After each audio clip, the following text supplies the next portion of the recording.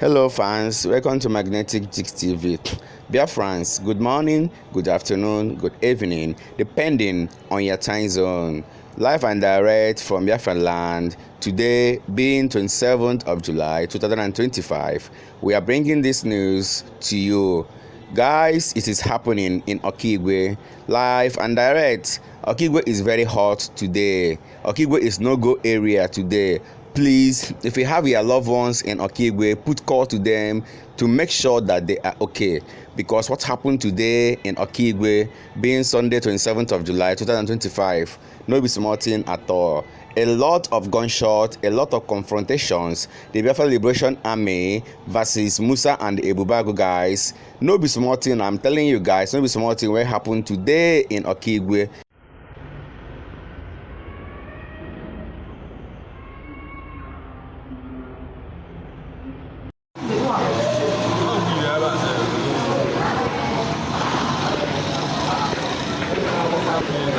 Okigwe on the run, oh.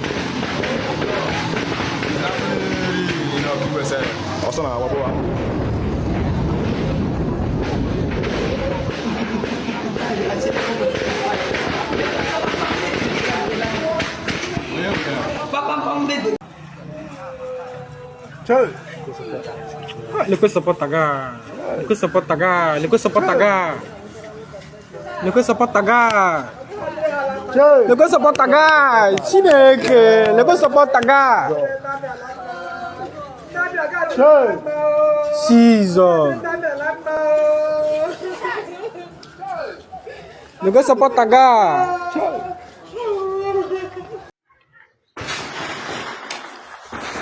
Guys, today on is massive. See gunshot. Can you guys hear it? Huh? Jesus Christ. Jesus Christ. Jesus Christ. Hi.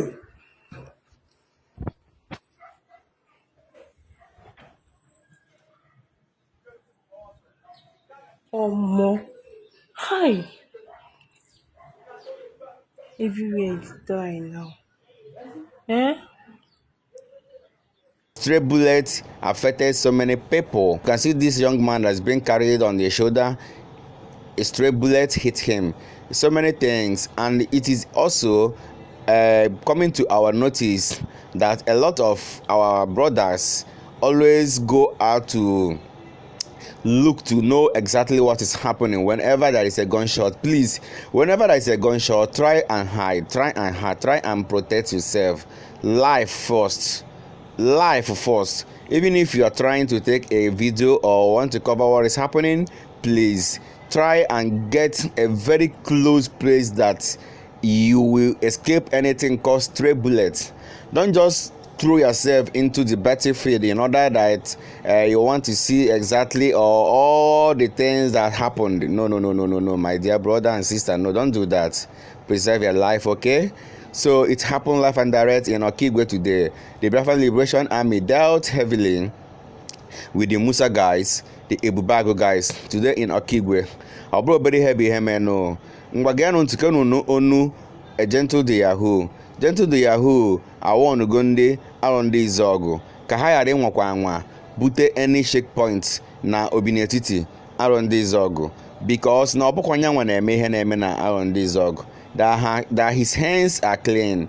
His hands and his boys' hands are clean. That they are not the ones penetrating all those evil. That there is no way he will buy anybody there in Izuogu, because Izuogu is kind of where his mother comes from, and he also married from Izuogu. So there is nowhere that he's going to be rude or bad to Izuogu people. So gentle wekọwasị onwe here wee kwukwa ihe ahụ Hope Uzodimma kwuru one time ago na ihe na-eme na Imo State bụ ndị politicians. Now you connect the dots?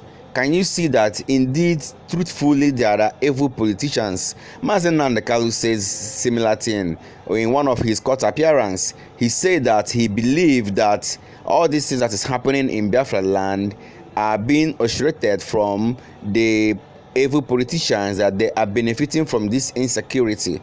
And yes, let me remind you guys, insecurity is one of the best way for governments to siphon money. Okay, one, don't get them the Koraga. Okay, one, na go show gentle. How I wish na Izuogu ya watam for this life. This movement the kwase po ha na ala oga ka odrala Igbo anyị na mma. Ya na protect kwano the land. And the problem a na-enwe n'obodo akwano DOS. Ọwụ na nwe ka Yesu ya gbairu nworo m voice ato Izuogu ka Izuogu ghọta. Number 1, mụ awa ọgọla ndị akụnwanta ochie ụlọ. Onye nne ji mụla ya, onye tọrọ m direct, ọkpara nne m na nna m lụrụ nwaanyị na ndị akụnwanta Izuogu. Ọgọwa ikwu atọ nke mmadụ, ka mmadụ esi wee bilite, wee jele alụsa ndị ọgọ ya ọgụ. Ọ bụ ihe jọgburu onwe ya ka ọ wụ na. Since a na-eme ihe a ka ahụ na-ebu war wee bịa to me, I refuse. Ka ahụ na mụwa bụ war wee gaa to them, I refuse it. And I never try such a thing. Unless ha na-achọkwa m buru war wee bịa, then I will face them. I can't run for war now, and I can't run for them. Ama m ihe ga-eme ka Izuogu ghọta this matter. Okwu a dị very simple. Ọkwa na few people deceive all this my ndị ọgọma. Few people here dey ka mmechie bilite like this were innocent people jela agbagbu isi ha na ha mekwara m gịnị? Na ha mekwara m gịnị? Oke na-akọwa na those people ha nọkwa nkake with machine wee bata ebe ahụ. And na Awụsa ka ha sụga. Which socha ihe na ya flan with politicians nọkwala Izuogu dị a. Ha rụọ ya, those people kwala arụ dat na-ewerekwa dị tin gbanye ya otu na ọwụ gentle na ọwụ ụmụ ndị be gentle eme. That confusion a na-aghọrịkwa ndị ala aghọrị. Okay, now ekwuole ha okwu na ha ga-eshi from ịkpa ọcha were amị checkpoint to obleti. Ọ na-adịla nụ mmanụ. Ọ na ọwa ebe ahụ ka m si ka men m si wee gaga gbagbu innocent people.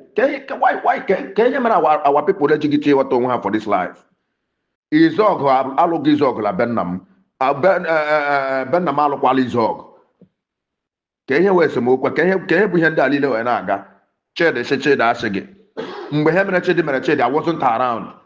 Ọwụ na ajọ enwe one guy a na-akpọ Clifford la the same oblitity side ahụ mụ na ya rụkọrọ military in Nigeria service. This guy all shop Chidi ka ala anọ wee ata anụ ọkụkọ la aṅụ mmanya oge ọla m batara. Mụ na Chidi anọghị n'iro, mụ na Chidi anọghị esemokwu. Mana nkwu ihe niile ekwucha, that set of people ebilitekwa were their propagandas, were their lies, were sad the people ishi, the people anọkwale misbehave. Ka ihe ndị a chọrọ ka anyị mere chọrọ ka nwa ụmụnne na ụmụnne gbakọ wụọ. Because enji ekwu a na-awụ ihe amegala Izuogu, I am not aware of it. Because ndị a were amị a na-akpọtara m from ịkpọcha to any place. Ha kpụga ndị amị akpọta, ebe a ka ha ga-ahụzi my own reaction. Ihe nji ekwu awụ egbe ejila aka amaghị onye ji ya mgbe agbapụrụ enweghị onye agba okwute atịnyerela ụmụ ahịa enweghị onye ma onye ọya atụsa onye ya. Aga m ala akwụkwọ ka our people ghọta ahụ ka hapụ ile deceive our people anyhow like that. I have been telling them this thing. It is only we that can protect this our land.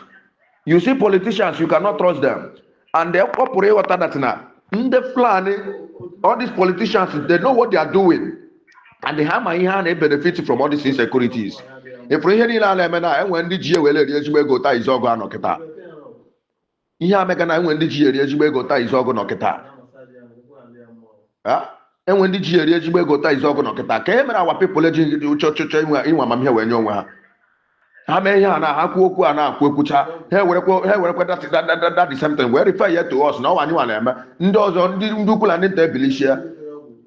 Ọgọ ikwu atọ nke mmadụ ọsọ chụọ mụta m la ikwu nne m eche mala ndị ọgọ m. Oke m lọtazie ndị ọgọ m abụrụzie m elu wee gbuzie. Kemgbe ihe a ga-eme ga anyị wee mara ihe. This is what hope has been looking for. A way to bring destruction into our own land. Onye na onye ka m megidere. Even I strongly believe that now we're individuals no that place in Akwa here now. Okiso fire with hope Lando tell me over that but just a cosmon and the Zumans. And when individuals in Akwa but they cannot talk. Because if they talk, pam a bully helu. Mepon wagi many people mula had the mother place. You guess again in them. Because I won't ever carry you a banner voice. How my voice, how water bem shabia. Enwe onye m jike enwe onye m chụga mụ na Chidi dịla mma mgbe and the person kwamburu Chidi enwe ya na-ekwu the person is no longer alive again because I warned him. I warned him. I warned. She said, don't tamper with this young man. I don't touch this young man. But still he couldn't listen. Now Ope equated the debt with his life. See it, our people don't never want to understand. Or can you measure these people? I'm not about freedom fighter. Akpor autopilot and the DOS. Then DOS will like deceive Izuogu to fight against us. Then they deceive going out here water or everybody know this system. Huh? Ọ gwụrụ ike biko ọnwụ na onwe ka esi were to voice match here ndị ga understand the ones that can call their own people by in order for them to understand. I can never go against Izuogu. I make at a time. I am saying it all the time. I can't go in war with Izuogu. So ihe ndị alili hụrụ mega na adị mma wee ama mmanya ya ọkwa na ụmụ be mmega nye nji ekwu okwu ara ka anyị nwee ike walk one on one. Okay, so fire mgbe anyị batara akpọrọ m okay, so fire let him come. Ka anyị kwuo okay, so fire si ya na-abịa mechaa mewe video lobletiti si kpọkwa ya kpọla phone si we should not mind na we are together na anyị na ya nọ together that we should not mind that na ya mind kwala the video ya mmega because okay, so fire was one of us mana dute ebi ego ya betray ya the cops.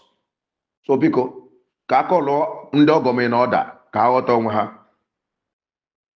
plan ha na plan agaghị save ha ọ gakwaghị save ọ gakwa help it can never help. Adaeji fuel agbanyụ ọkụ ana m adọ nke m akala ntịla adọ ya doshi ike enwebekwa anything m atịla Izuogu. I never acted anything Izuogu mana ọnwụ na Izuogu ndị ọgọm shota achịrị wee chilite aga m achilitekwa on my own Okamana na united together fight this corruption na mega Izuogu. Okamana united together now fight this thing na mega Izuogu. Can I find out to the people mega here Izuogu? Because I believe here who politicians know Izuogu with the plan mega here and here who here hope mega experience is. Call him Izuogu and Izuogu na batara ya. Obasa kwa mukumo kwa makama adekwa ya. I can never go and kill my own people. People I am protecting. I am protecting life and property of my people. Kaka mbesu eje kwele ebuku ino say match one in the army now. Sell prisons, some of them are put to prisons, and they bring prisons down. Checkpoint police army, and they bring them down. Izuogu war, we put them the next 2 days, them jabwa prison. Release them there, jejila prison. Oh man, okay. Oh, I didn't have way, and I'm hide myself, I hide. I am already a wanted person in Nigeria, and I am a big celebrity in Biafra land, which I believe that I am fully tied with my people. I'm fully support and enter with my people. I'm a Zulori. I want to Zulori at least to bank and I can't remember where I prolozo. Shonyan Namutunga, channel property. Aye, is a very big insult to me now. Ntori's when I'm going to Magana bank, or the bank letter. I send it to bank. Demand how much I need. On our high mega. One can hear the line. Nam the Kalu did not direct us on that area. Nam the Kalaguahanyo, if you didn't be very bound by Bidorija. Kamana, I believe from us a boma de bunwata. No, I mem we hele bunwata. Say gali ubo mebubo. Ebocha mebuba, I believe with time. All these things must surely comes out. Ejoku yapatari here. We don't get them drone. The Kwarandogo mu is all good. All one. They will create insecurity and they will siphon a lot of money, or in the name of they use those money to secure the lives of the citizens, just like the same way the Westerners will do. Anywhere you see any terrorist organization doing any havoc in any country, mind you, those terrorists are being organized or sponsored by some Western countries, and in that particular area there is a mineral resources. Are you getting me? So this is the game plan. Now these politicians are penetrating or ushering evoques in our Biafra land, and they will tag it to the Biafra Liberation Army, so that the masses, the people, the citizens around will hate the Biafra Liberation Army. But the fact remains that they know the truth. When they see the truth, they know it. Ebube Jesus has also called on the government to release Mazi Nnamdi Kanu. This young fresh pastor has called on the government to release Mazi Nnamdi Kanu, because the release of Mazi Nnamdi Kanu is going to stop so many things that is happening in Biafran land and even in the country. It is going to stop it, I'm telling you. Oh, that is one voice that we are going to use this period. Let Biafrans go. Nigerians, let Biafrans go and be free. Let Biafrans go and be free. When we go, we will come back for our brother. But we can't be under you and be begging you. Why are you people using us like that? And my people, I don't know. Jesus said my people suffer for lack of knowledge. You will see someone that will attack me saying this. Because the person don't understand. My brother will not attack you back. But I'm telling you, let's stop singing that of Lilis Mazin Nandekano. That is their program. That is their button. Let's start singing now. Give us Biafra. Let Biafrans go. We don't want Nigeria. We don't want their election. We don't want their election. We don't want their anything. We are not contesting anything in Nigeria. Let Biafrans go. Let us go. Let us go.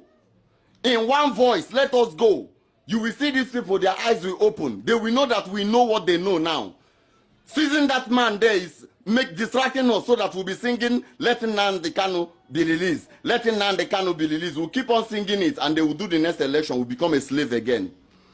The song should change. All Biafrans, the song has changed. All Biafran, the song has changed from Lilis Mazin Nnamdi Kanu. The song has changed now. And the song is, let the Biafrans go. Let the Biafrans go, or else Nigeria will never have peace. Let the Biafrans go, or else Nigerians will never have peace. When we go, Nigeria, wait for us. We will come back for our brother Mazin Nnamdi Kanu.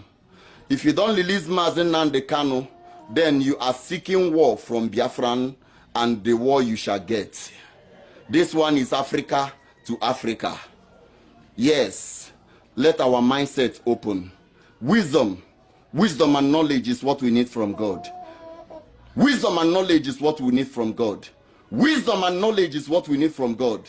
How it will happen, I don't know. But I know if you give me gun, I will shoot. Thank God that so many people now are waking up. That we always tell you that they are not Igbo, they are not Igbo. But they speak Igbo, they bear Igbo name. And they will be telling you, I'm not Igbo. My mama say I know be Igbo. I'm not Igbo. I'm Niger Delta. I'm South. Thank God they are waking up today to identify with their brothers that are in the Southeast. According to all these divide and rule stuff. Thank God they are waking up. Thank you, fans. Thank you, everyone, for watching this video. Remember to subscribe to us, Magnetic Jigs TV. We remain the best. Please check your loved ones that are in Okigwe. No be small thing will happen in Okigwe today. Once more, we all love you. Let us interact in our comment section. Bye.